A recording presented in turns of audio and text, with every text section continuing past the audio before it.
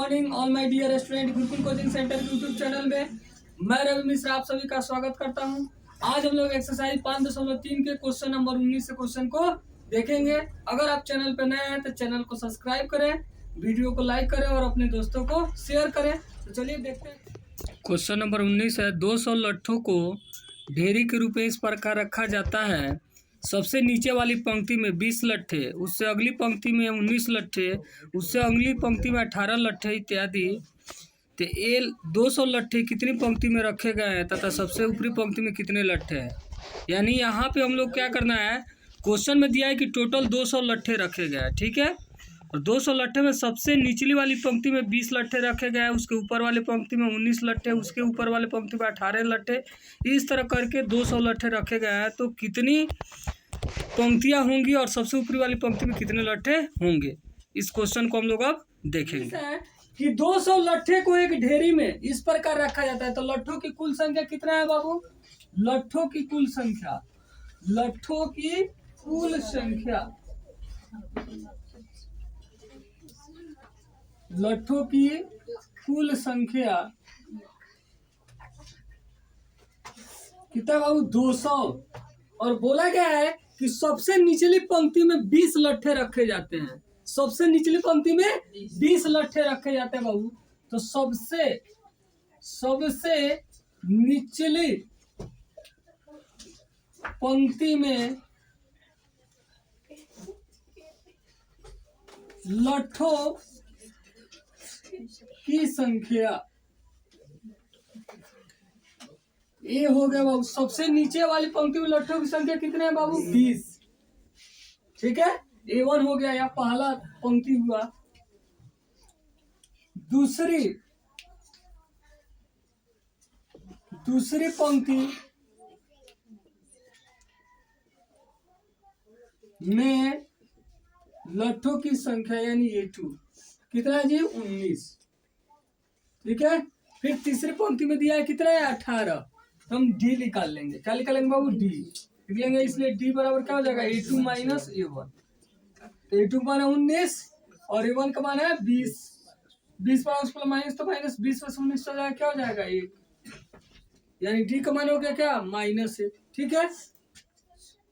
अब कुल लट्ठों की संख्या कितना है? 20। तो आपको बताना क्या है कि कितनी पंक्ति ऐसे बनाना संभव है, ठीक है।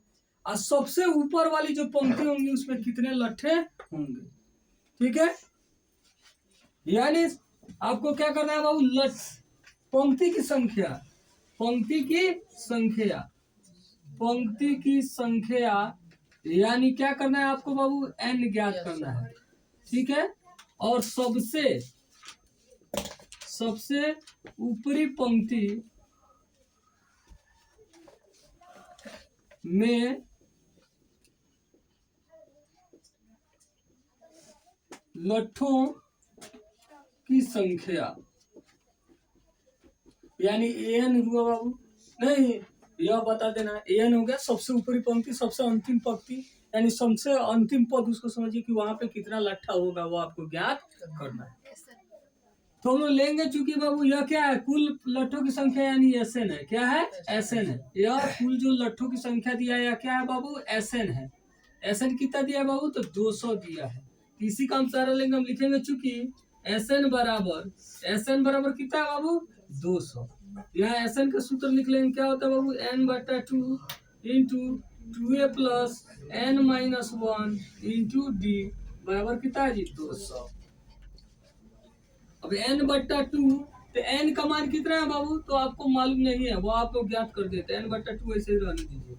2a का मान मालूम है, a का मान कितना है? पहला पंक्ति में 20, फिर n-1 और d का मान कितना है? -a बराबर है 200। अब n को ऐसे ही रहने दीजिए बाबू।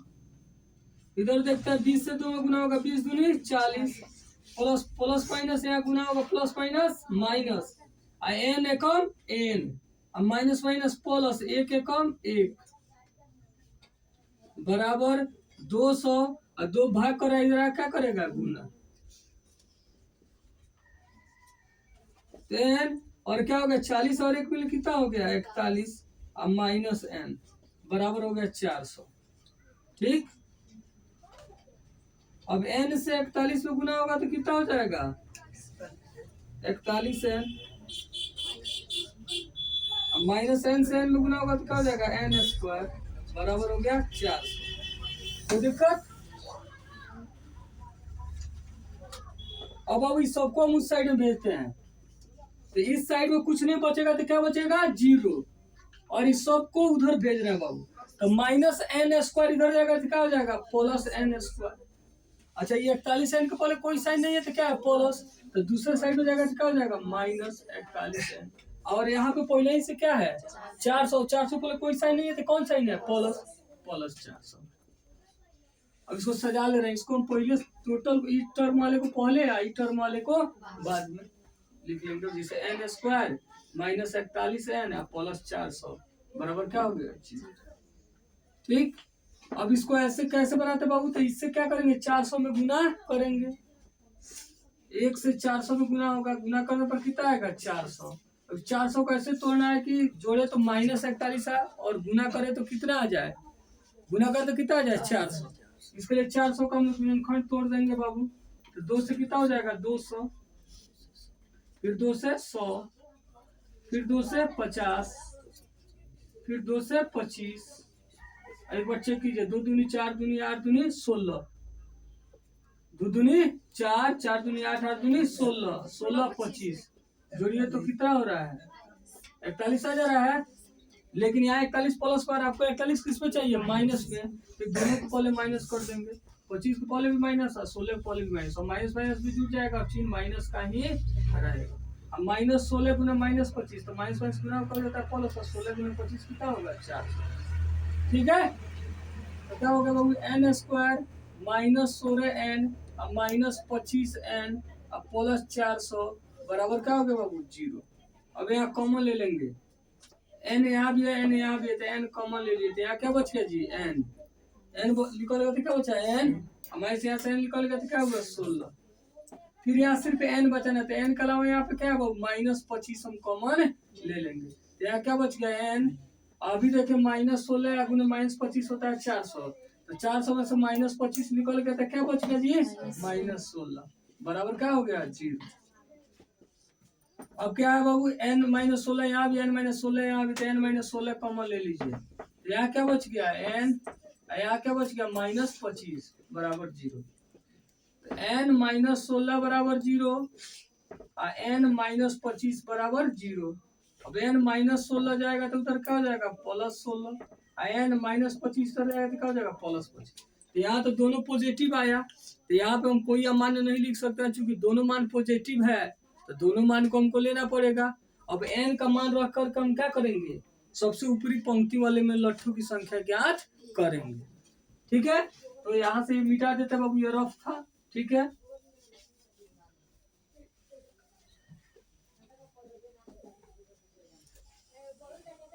निकालेंगे बाबू, इसलिए an बराबर क्या होगा formula a plus n minus 1 into D, यही ना होता है।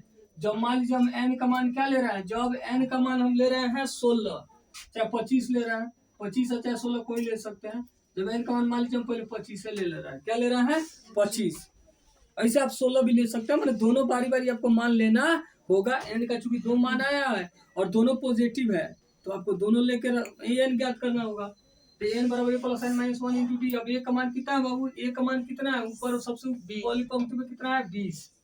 अच्छा n का मान हो गया 25 माइनस 1, अब उन्हें d का मान है माइनस 1, तो 20 अब प्लस 25 में से क्या हो गया 24 अब गुना माइनस 1, तो 20 अब प्लस माइनस माइनस 24 में प्लस माइनस माइनस 24 कम कितना हो गया बाबू 24। अब 24 पर उस पर माइनस माइनस 24 से 20 गया 4, तो माइनस 4 गो लट्ठा, तो कहो माइनस 4 लट्ठा रखा सकता है जी, या तो लट्ठा नहीं रखाएगा और रखाएगा तो पॉजिटिव ही रखाएगा, माइनस में लट्ठा रखाएगा तो माइनस 4 लट्ठा कैसे रखाएगा जी, नहीं रखाएगा तो नहीं रखाएगा। तो यह अब आ गया क्या अमान्य आया, जब यह अमान्य आ गया तो यह n का मान भी क्या हो गया अमान्य हो गया, क्योंकि वो n का मान रखने पर an का मान क्या हो जा रहा है अमान्य हो जा रहा है। अब लिखेंगे जब n का मान 16, n का मान 16 तब लिखेंगे इसलिए an, तो an निकालेंगे तो फिर a plus n minus 1 into D, A का मान है 20 प्लस एन का मान 16 माइनस 1 गुना डी का मान है -1। 20 प्लस 16 में से क्या होगा 15 गुना -1। 20 प्लस माइनस माइनस 15 का 15, 20 में से 15 चलो कितना हो गया 5। तो ये 5 आया ना, तो ये मान्य आया कि हम 5 लट्ठा रखा सकता है। रखा सकता है ना 5 लट्ठा, लिख लेंगे इसलिए पंक्ति की संख्या यानी n का मान कितना हो गया बाबू 16, ठीक है। और एवं सबसे ऊपरी पंक्ति में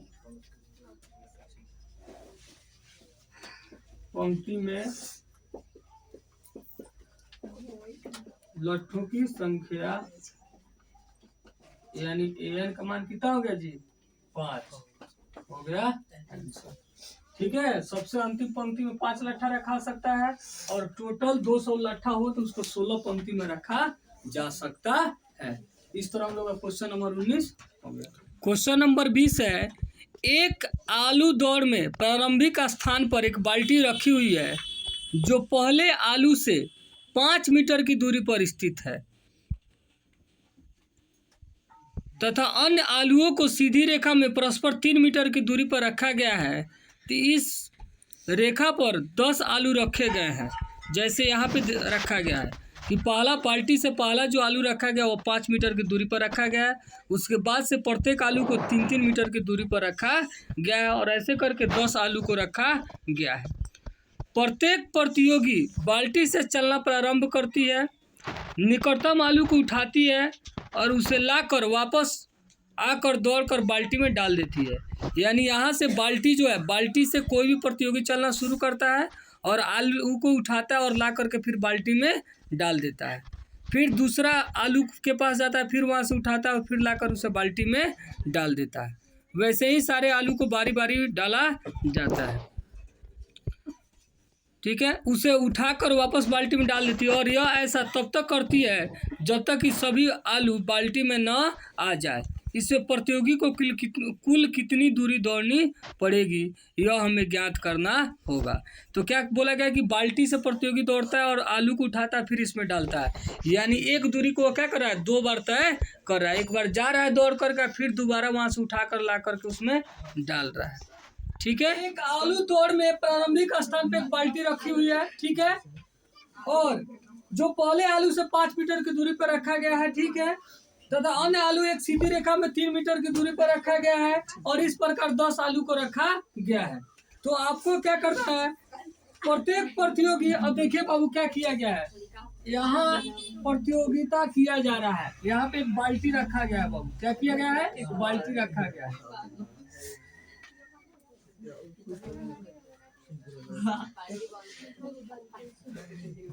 सबसे पहला जो बाल्टी रखा गया वो 5 मीटर की दूरी पर रखा गया है। सबसे पहला आलू जो रखा गया है, यहाँ आलू जो है 5 मीटर की दूरी पर रखा गया। उसके बाद सब आलू जो है वो 3-3 मीटर की दूरी पर रखा गया है। सब आलू जो है वह क्या किया गया है 3-3 मीटर की दूरी पर रखा गया है। ऐसे टोटल आपको मिलकर 10 आलू रखे गए हैं, ठीक है। तो बोला गया है प्रत्येक प्रतियोगी बाल्टी से चलना प्रारंभ करता है। मतलब प्रतियोगी कोई भी है जब चलना है तो यहाँ बाल्टी से चलना है और जैसे यहाँ से दौड़ के आ गए और यहाँ से आलू उठाया फिर वापस लेकर के आए, फिर ये आलू रखे, फिर दौड़ कर यहाँ आए, फिर ये आलू उठाया, फिर यहाँ से लेकर गए, फिर यहाँ से दौड़ कर इस आलू के पास आए, फिर आलू उठाए, फिर दौड़ के लेकर गए, फिर आए। मैंने ऐसा ही क्या देख रहा है कि वो दूरी क्या करना पड़ रहा है 2 बार तय करना पड़ रहा है। एक बार जाना है और एक बार फिर आना है, ठीक है। तो दूसरा आलू के लिए वापस इसी तरह, तो उसे प्रतियोगी को कुल कितना दूरी दौड़ना पड़ेगा, 200 आलू को अगर उठाना हो तो एक प्रतियोगी को कुल कितना दूरी दौड़ना पड़ेगा यह आपको बताना है। तो लिखेंगे पहले, क्वेश्चन नंबर 20 है ना, पहले आलू को उठाकर पहले आलू को उठाकर बाल्टी में डालने तक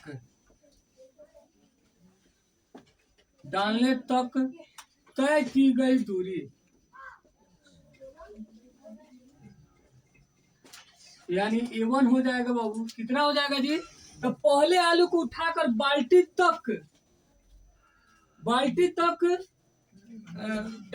बाल्टी में डालने तक तय की गई दूरी। जैसे यहाँ से दौड़ कर आलू उठाया और आलू को उठा करके फिर बाल्टी तक लाके बाल्टी में डाल दिया, तो कितना दूरी दौड़ना पड़ा जी? तो 2 बार एक ही दूरी दौड़ना पड़ा। यहाँ से आया फिर गया, कितना दूरी जी? 2 गुने 5 मीटर, यानी 5 दूनी 10 मीटर। ठीक है, फिर इसे तो लिखेंगे एवं दूसरे आलू को उठाकर बाल्टी में डालने तक तय की गई दूरी। तो वो 2 बार भी दूरी तय करना पड़ेगा। कितना जी? तो 5 metre plus 3 metre, 5 metre plus 3 metre नहीं, यानी 2 गुने 8 मीटर। 8 दूनी कितना मीटर हो गया जी? 16 मीटर। A2 निकल गया तो लिख लेंगे इसलिए D बराबर A2 माइनस A1, यानी 16 मीटर माइनस 10 मीटर, यानी D का मान कितना है जी? 6 मीटर। और ऐसे कितने आलू है जी? 10। आलू का 10 कितना है? आलू संख्या कितना है? 10 है आलू की संख्या। N का मान कितना हो गया? 10। उस प्रतियोगी को कितना बार ऐसा करना पड़ेगा? 10 बार करना पड़ेगा।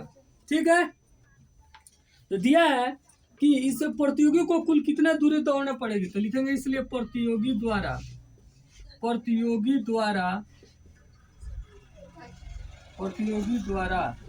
कुल तय की गई दूरी।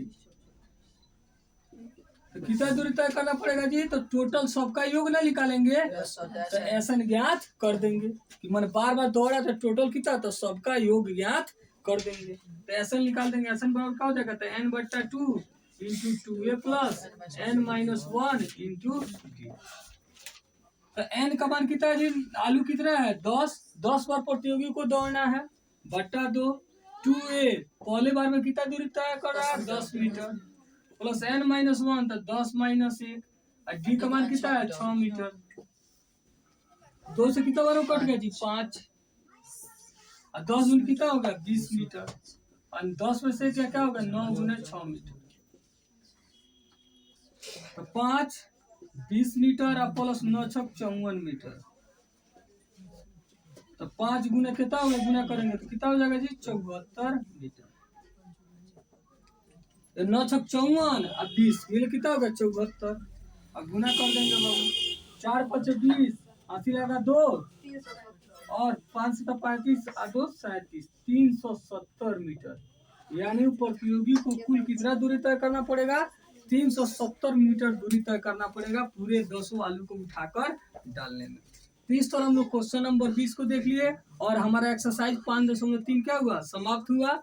अगर आप इसके पीछे वाले क्लास को नहीं देखे हैं तो प्लेलिस्ट में जाए और उसके पीछे के क्लास को आप देखें। अगर आप चैनल पे नए हैं तो चैनल को सब्सक्राइब करें, वीडियो को लाइक करें और अपने दोस्तों को शेयर करें। फिर हम लोग मिलते हैं अगले वीडियो में, अगले क्लास में, अगले क्वेश्चन के